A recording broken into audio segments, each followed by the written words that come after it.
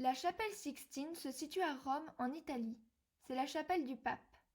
En 1508, le pape Jules II confie à Michel-Ange la peinture de la voûte. Pourquoi la fresque de la chapelle Sixtine est-elle considérée comme un chef-d'œuvre de la Renaissance italienne? Michel-Ange est le réalisateur de cette œuvre colossale. Il avait seulement 24 ans. Michel-Ange est né en 1475, près de Florence, et est mort en 1564. Grâce à son talent, Michel-Ange se fait très vite remarquer par Laurent de Médicis, qui deviendra son mécène. Chez Laurent de Médicis, la vision de l'art de Michel-Ange évolue et il est fasciné par les statues de la Grèce antique présentes chez les Médicis. Michel-Ange était un sculpteur de grande renommée et il s'intéressait beaucoup à l'anatomie.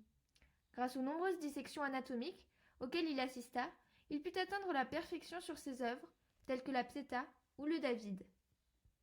En 1508, le pape Jules II fait appel à ses services pour peindre la voûte de la chapelle Sixtine.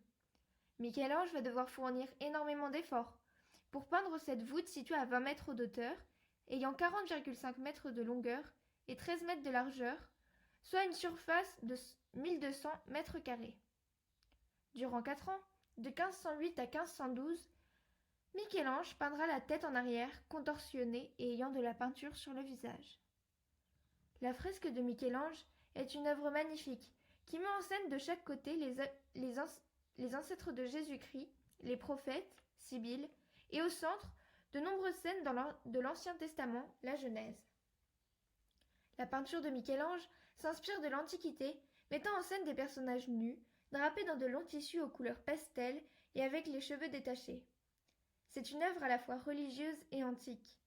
De plus, sur une des scènes représentées de l'Ancien Testament, on peut observer Adam, qui est complètement nu et qui tend son bras et sa main vers Dieu.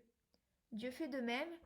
Leurs doigts se touchent presque et ils sont placés à peu près à hauteur égale, de façon symétrique. Cela représente la création d'Adam, qui est égale à l'image de Dieu, mais aussi la vision des humanistes de la Renaissance qui placent l'homme au centre de leurs œuvres. La fresque de la chapelle Sixtine peut donc être qualifiée de chef-d'œuvre de la Renaissance italienne, à la fois par sa taille colossale et sa peinture religieuse et antique qui place l'homme au cœur de son œuvre, par l'intermédiaire de Michel-Ange, artiste italien du XVIe siècle et de la Renaissance. La chapelle Sixtine se situe à Rome, en Italie. C'est la chapelle du pape.